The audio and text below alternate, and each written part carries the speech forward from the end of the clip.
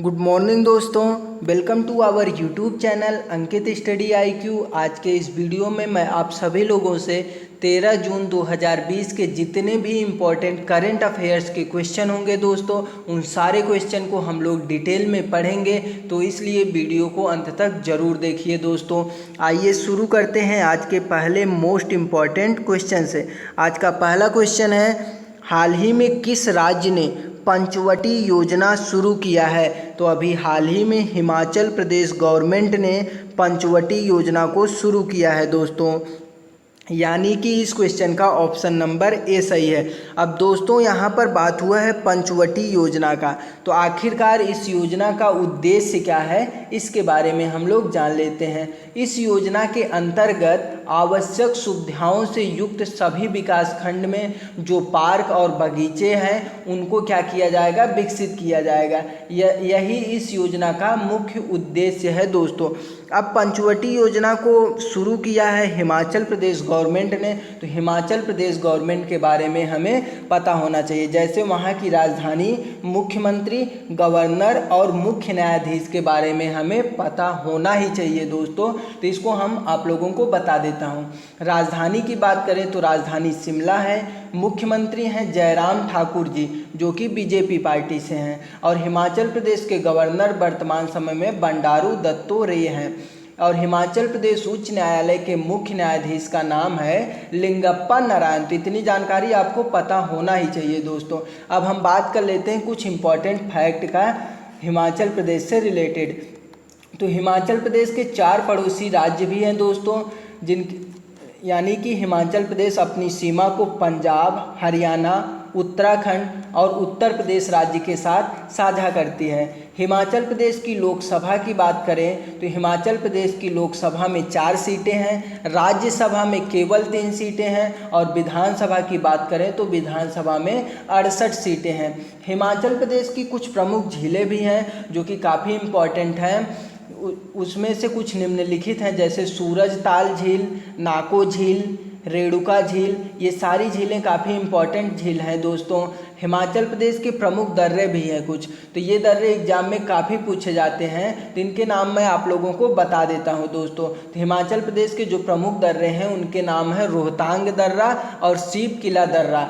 तीसरा है बाड़ा लाचा दर्रा, ये काफ़ी एग्जाम में पूछे जाते हैं दोस्तों। तो इतनी जानकारी आप लोगों को इस क्वेश्चन से पता चलता है दोस्तों। आइए चलते हैं आज के अगले क्वेश्चन की तरफ। आज का अगला क्वेश्चन है, हाल ही में एशियाई शेरों की आबादी 523 से बढ़कर कितनी हो गई है? तो अभी हाल ही में एशियाई शेरों की आबादी 523 से बढ़कर 674 हो गई है, यानी कि इस क्वेश्चन का ऑप्शन नंबर बी सही है दोस्तों। आइए चलते हैं आज के अगले क्वेश्चन की तरफ। आज का अगला क्वेश्चन क्या है, इसके बारे में हम लोग देख लेते हैं दोस्तों।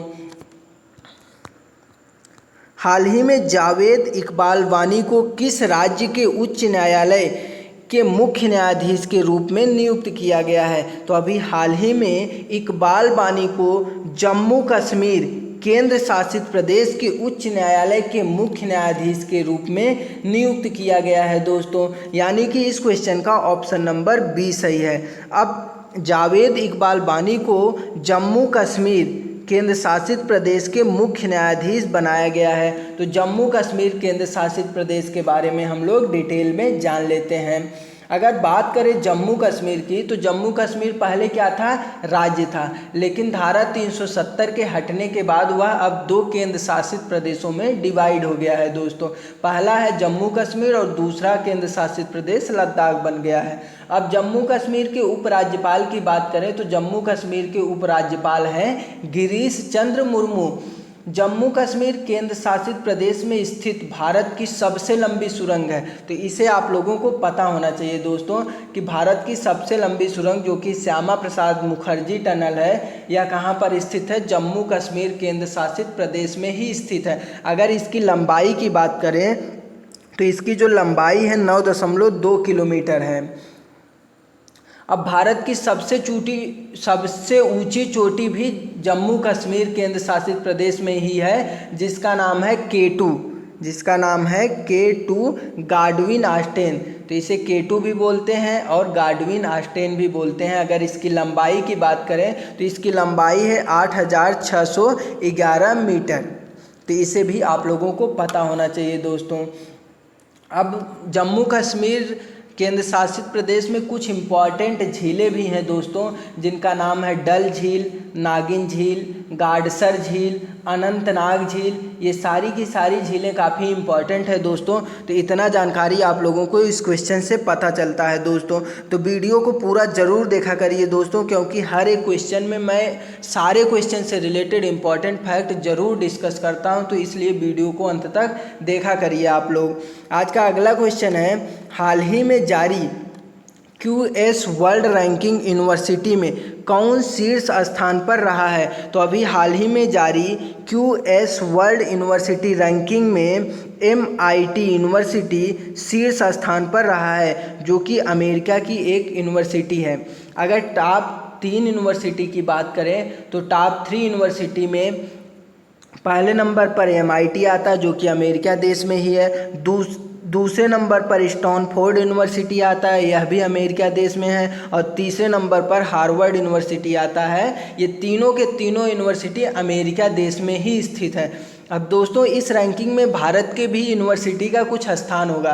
तो इस रैंकिंग में भारत के 8 यूनिवर्सिटी को स्थान मिला है। तो अगर इनके नाम बताऊं मैं आप लोगों को, तो 172 नंबर पर IIT बॉम्बे को स्थान मिला है, 150वें नंबर पर ISC बंगलौर को मिला है और 193वें नंबर पर IIT दिल्ली को मिला है। ऐसे 8 यूनिवर्सिटी को इस वर्ल्ड रैंकिंग में स्थान मिला है। आइए चलते हैं आज के अगले क्वेश्चन की तरफ। आज का अगला क्वेश्चन है, हाल ही में रूस के अलेक्जेंडर स्टोन के डोपिंग टेस्ट में फेल होने पर कितने साल का प्रतिबंध लगा दिया गया है दोस्तों। तो अभी हाल ही में रूस के अलेक्जेंडर स्टोन को डोपिंग टेस्ट में फेल होने पर 4 साल का प्रतिबंध लगा दिया गया है, यानी कि इस क्वेश्चन का ऑप्शन नंबर सी सही है। अब दोस्तों यहाँ पर एक टर्म आया है डोपिंग टेस्ट।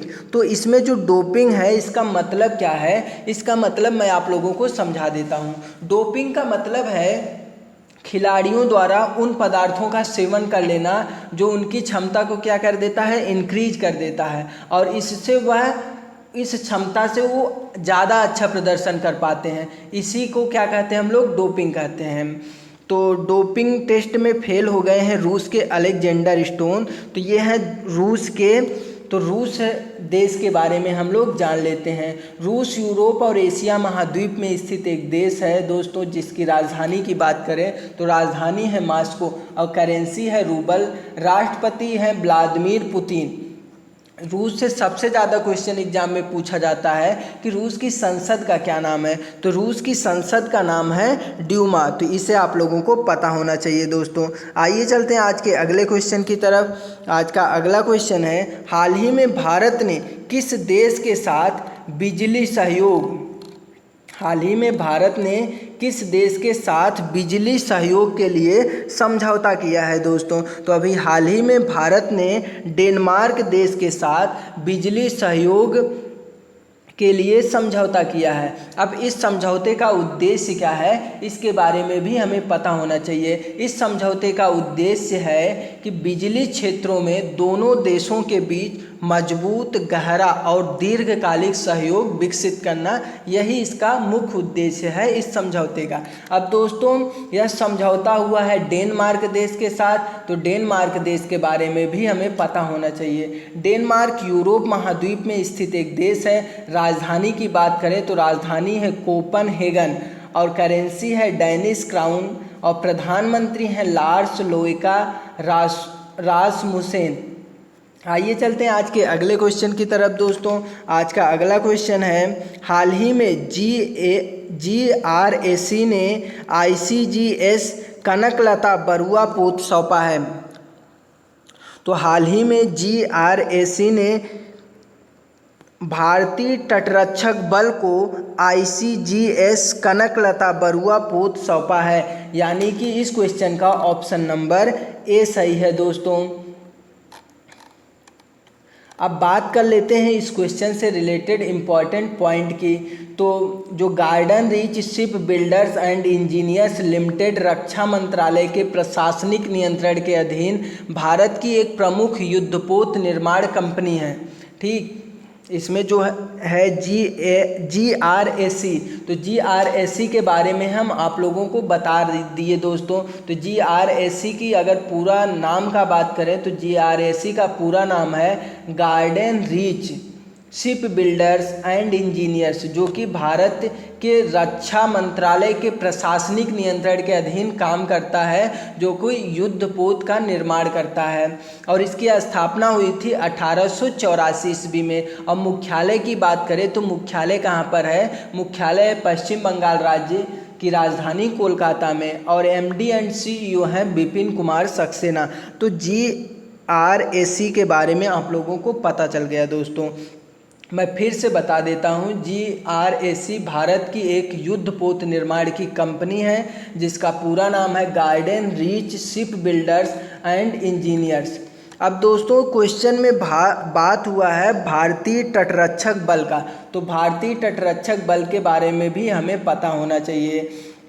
भारतीय तटरक्षक बल को इंडियन कोस्ट गार्ड भी बोलते हैं और इसकी स्थापना हुई थी सन 1978 ईस्वी में और मुख्यालय है नई दिल्ली में। और वर्तमान समय में इसके अध्यक्ष हैं कृष्ण स्वामी नटराजन। अब दोस्तों बहुत सारे ऐसे सेना प्रमुख भी हैं जिनका नाम एग्जाम में काफ़ी पूछा जाता है। अगर बात करें थल सेना अध्यक्ष की तो थल सेना अध्यक्ष का नाम है जनरल मनोज मुकुंद नरवाने। और नए उप सेना प्रमुख अभी हाल ही में बनाए गए हैं SK सैनी।